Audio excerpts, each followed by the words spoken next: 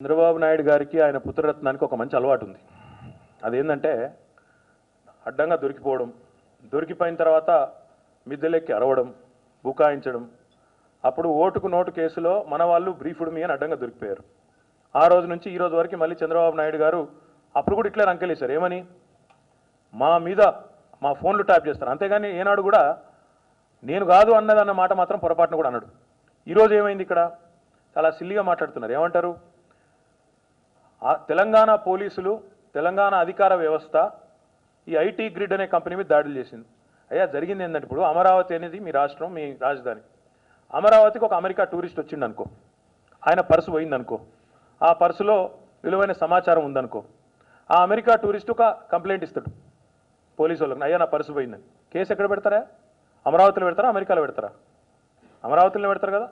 America tourist అని చెప్పి అమెరికాలో కేసు పెట్టరు కదా. నేను జరిగింది ఏంది ఇక్కడ?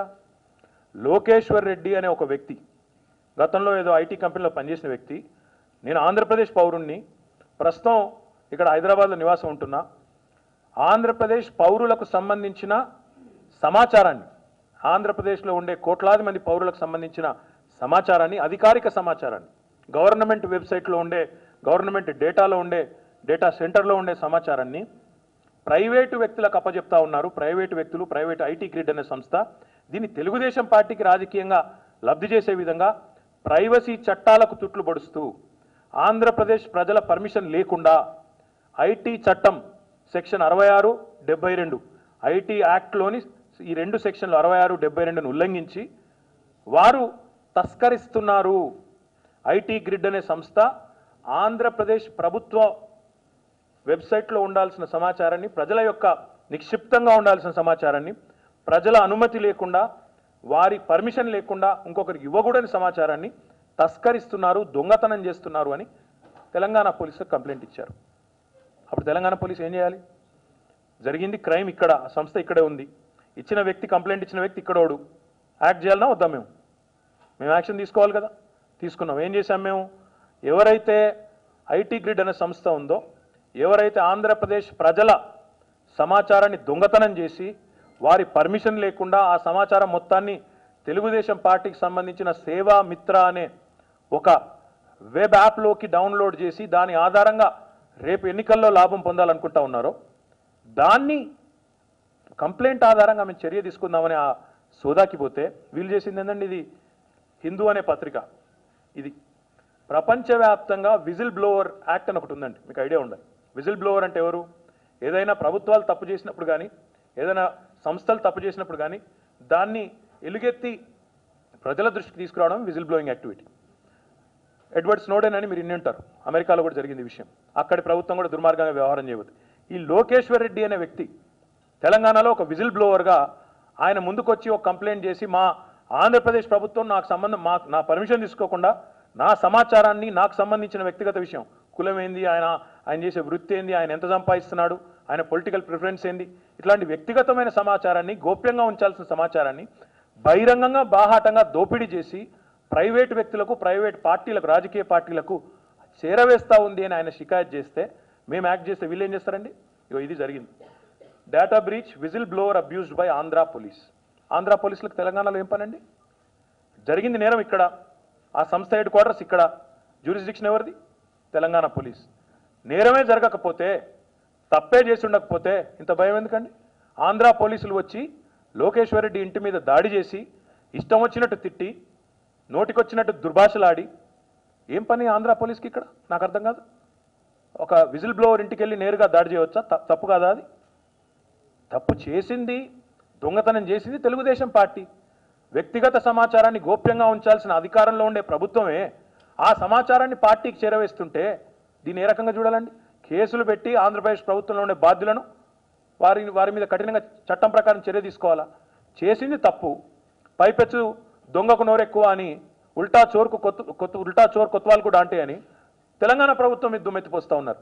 సిగ్గుండాల చంద్రబాబు నాయుడికి, ఆయన ప్రభుత్వానికి. ఆంధ్రప్రదేశ్ ప్రజలు ఆలోచించుకోవాలి ఈరోజు. ఇట్లాంటి దుర్మార్గమైన ముఖ్యమంత్రి మీకు సంబంధించిన వ్యక్తిగత సమాచారాన్ని మీ పర్మిషన్ లేకుండా ఈరోజు తెలుగుదేశం పార్టీకి, ఆ పార్టీకి సంబంధించిన కొన్ని సంస్థలకు అమ్ముకుంటున్నారో మరి అప్పనంగా ఇస్తున్నారో నాకు తెలియదు. కానీ అట్లాంటి ముఖ్యమంత్రి కొనసాగడం ఇంకా నైతికమైన ఆయనకి ఏమైనా నైతిక బాధ్యత సిగ్గు ఏమైనా ఉంటే నిజానికి ఆయన విచారణకు ముందుకు రావాలి. ఆలోచించుకోవాలి. ఆయన ఏం చేస్తున్నారని చూడండి. AP carbs obstruct TS counter parts, ఇదా పద్ధతి? ఆంధ్రప్రదేశ్ పోలీసులు వచ్చి తెలంగాణ పోలీసులను హైదరాబాద్లో అడ్డుకోవచ్చా? ఇది పద్ధత? విచారణ చేయనివ్వరా? ఆయన దాచేది లేకపోతే భయం ఎందుకంటే నేను అడుగుతా ఉన్నా. ఐటీ గ్రిడ్ అనే సంస్థ ఏమి తప్పు చేయకపోతే భయం ఎందుకు నీకు? ఆంధ్రప్రదేశ్లో ప్రైవేట్ వ్యక్తుల మీద ఐటీ దాడులు అయితే, ఇన్కమ్ ట్యాక్స్ దాడులు అయితే క్యాబినెట్లో చర్చిస్తారు. హైదరాబాద్లో ఐటీ గ్రిడ్ అనే సంస్థ మీద ఇక్కడ హైదరాబాద్లో ఉండే ఒక పౌరుడు కంప్లైంట్ ఇస్తే తెలంగాణ పోలీసులు సైబర్ సేఫ్టీ యాక్ట్ ప్రకారం వారి మీద చర్య తీసుకుంటే ఆంధ్రప్రదేశ్ ప్రభుత్వం ఉలిక్కిపడుతుంది. ఎందుకు? తప్పు చేయకపోతే భయం ఎందుకు? విచారణ ఎదుర్కోవడానికి భయం ఎందుకు పడాలి? కోర్టుకి ఎందుకు వెళ్ళాలి అంటే ఆలోచించవలసిన అవసరం ఉంది. ఇంకొక మాట కూడా నేను చెప్పాలి. నేను కంప్యూటర్ నేనే కనిపెట్టినా అని చెప్పుకుంటాడు చంద్రబాబు నాయుడు. మరి ఆ కంప్యూటర్లో ఉండే డేటాను ఈ రకంగా దొంగతనం చేయడం ఎంతవరకు న్యాయం అండి? ఆంధ్రప్రదేశ్ ప్రజల పర్మిషన్ తీసుకున్నారా మీరు? 5 కోట్ల మంది ఆంధ్ర ప్రజలు ప్రభుత్వాన్ని నమ్మి ఆధార్తో సహా ఇచ్చిన ప్రతి సమాచారాన్ని ఈరోజు ఐటీ గ్రిడ్ అనే సంస్థకి ఇవ్వమని చెప్పి పర్మిషన్ ఇచ్చారు ఎవరన్నా? ఆంధ్రప్రదేశ్ ప్రజలు ఆలోచించుకోవాలి. ఇట్లాంటి దుర్మార్గమైన ప్రభుత్వం, ఇలాంటి అరాచకాలు చేసే ప్రభుత్వం, ఆ పార్టీ ఎంతవరకు విశ్వాసం వారి మీద వ్యక్తం చేయాలి, చేయకూడదనేది ఆంధ్ర ప్రజల విచక్షణకు సంబంధించిన అంశం. కానీ తెలంగాణ పోలీస్ మాత్రం పక్షపాతం లేకుండా ఒక కంప్లైంట్ వస్తే దాని మీద యాక్ట్ చేశారు. అక్కడ దొంగతనం జరిగిందా లేదా అనేది నిర్ధారించుకోవడానికి ఆ కార్యాలయానికి పోయినారు. అంతే తప్ప ఇందులో ప్రభుత్వం చేసింది, తెలంగాణ ప్రభుత్వం చేసిందేమీ లేదు, కేసీఆర్ గారు చేసిందేమీ లేదు, ఏ మంత్రి గారు చెప్పిందేమీ లేదు. ఒక పోలీస్ కంప్లైంట్ వచ్చింది సైబరాబాద్ పోలీసులకి, వారు యాక్ట్ చేశారు. ఐటీ యాక్ట్ సెక్షన్ 66 and 72 ప్రకారం ఉల్లంఘన జరిగిందంటే సంస్థ మీద విచారణ జరిపారు. ఒకవేళ తప్పేం లేకపోతే క్లీన్ చిట్ కూడా ఇస్తారు. భయపడాల్సిన అవసరం లేదు. కానీ విచారణకే భయం ఎందుకు? ఎందుకు ఈ మిద్దెలెక్కి ఎరవడం, గొంతులెక్కి ఎరవడం? గవర్నమెంట్, తెలంగాణ గవర్నమెంట్ అంట డేటా దొంగతనం చేసిందంట. మేమేం చేసుకుంటాం ఈ డేటాను? కేసీఆర్ గారు ఎంత దుర్మార్గం అంటే, హైదరాబాద్లో మన వాళ్ళు ఉంటే జగన్మోహన్ రెడ్డికి సహకరించమని వాళ్ళ ఆస్తులన్నీ కూడా వివాదాలకు తెచ్చే పరిస్థితికి వస్తున్నాడు. బెదిరిస్తున్నాడు, వ్యాపారాలు దెబ్బతీస్తున్నాడు, భూములుంటే నోటీసులు పంపిస్తున్నాడు. 60 సంవత్సరాలు హైదరాబాద్లో ఉన్నాం, కష్టపడి పనిచేశాం, ఆస్తులు సంపాదించుకున్నారు. ఈరోజు మనకు ఆదాయం రాలేదు, కష్టార్జిత వదులుకొని రాష్ట్రం ఇక్కడికి వస్తే కొంతమంది వ్యక్తిగతంగా ఆస్తులు సంపాదించుకుంటే ఆస్తులు చూపించి బెదిరించి లొంగ తీసుకోవాలని ప్రయత్నం చేస్తున్నారు. పోలీసుల్ని పురికొల్పే పరిస్థితికి వస్తున్నారు. నేను ఒకటే చెప్తున్నా, 5 కోట్ల ప్రజల తరపున మాట్లాడుతున్నా, ఒక ముఖ్యమంత్రిగా మాట్లాడుతున్నా. మా ప్రజలకు ఇబ్బంది వస్తే వదిలిపెట్టమని మరొక్కసారి హెచ్చరిస్తున్నా. తెలుగుదేశం పార్టీ అమెరికాలో తెలుగు వారికి అన్యాయం జరిగిన, ఆస్ట్రేలియాలో జరిగిన, గల్ఫ్ దేశాల్లో జరిగిన అండగా నిలబడ్డాం, వాళ్ళని కాపాడుకున్నాం. ఇప్పుడు హైదరాబాద్లో సమైక్య ఆంధ్రప్రదేశ్ అది రాజధాని. ఇంకా 10 సంవత్సరాలు హైదరాబాద్ ఉమ్మడి రాజధాని. అలాంటి ఉమ్మడి రాజధానిలో ఆంధ్రప్రదేశ్ సంబంధించిన వ్యక్తులపైన దాడులు చేస్తే వదిలిపెట్టమని చెప్పి కూడా నేను మీకు తెలియజేస్తున్నా. ఈరోజు మీరు చూస్తే ఓసారి బాధ కలుగుతుంది. ఇలాంటి విషయాలు మాట్లాడవలసి వస్తుందని నేను కల్లో కూడా అనుకోవాలా. మన పార్టీ ఒక సాఫ్ట్వేర్ అంతా కూడా మీ అందరూ చూస్తున్నారు. పార్టీలో ఒక యాప్ డెవలప్ చేశాం, 20 ఏళ్లుగా కంప్యూటరైజేషన్ చేశాం, డేటా అంతా పెట్టుకున్నాం. ఆ డేటా పెట్టుకుని ఏ కార్యకర్త ఎట్ట పనిచేశాడు, ఏ యూనిట్ ఎట్ట పనిచేసింది, ఇవన్నీ అప్డేట్ చేసుకుంటున్నాం. మొన్న ఈ సాఫ్ట్వేర్ కంపెనీ హైదరాబాద్లో ఉంటే ఆ కంపెనీ దగ్గరికి పోలీసులు పంపిస్తారు.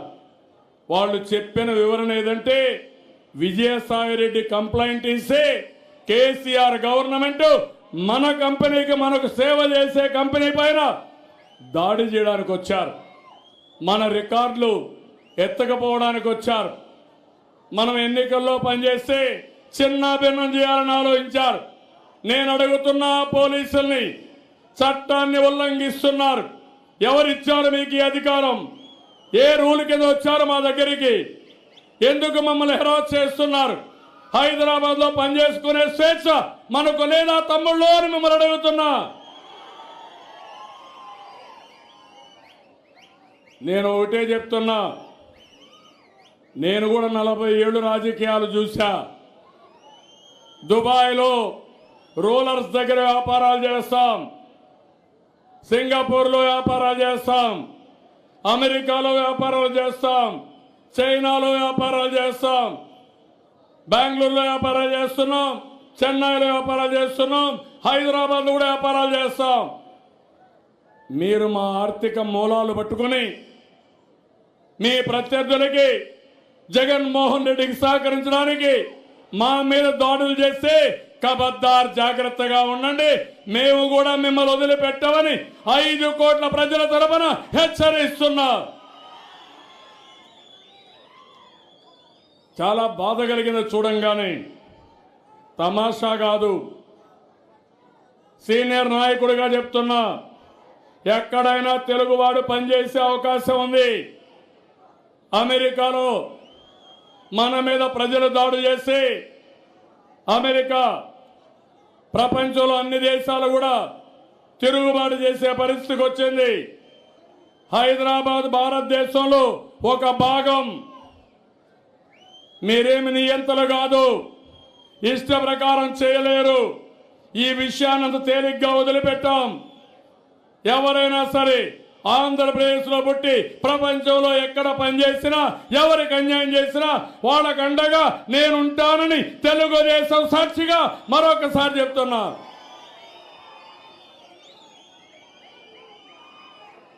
మాకు సేవ చేసే కంపెనీకే మీ ఏసీపీలు వాళ్ళు వచ్చి, పోలీసులు వచ్చి దౌర్జన్యం చేస్తారా? మీరు ఏమనుకున్నారు? నేను అడుగుతున్నా.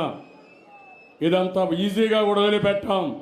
ఒక పక్క నరేంద్ర మోడీ దాడులు చేసి ఉక్కిరి బిక్కిరి చేసి, ఇంకొక పక్క కేసీఆర్ మన ఆస్తులపైన దాడులు చేస్తూ లేనిపోని నోటీసులు ఇస్తూ మనల్ని భయభ్రాంతులు చేయాలనుకుంటున్నారు.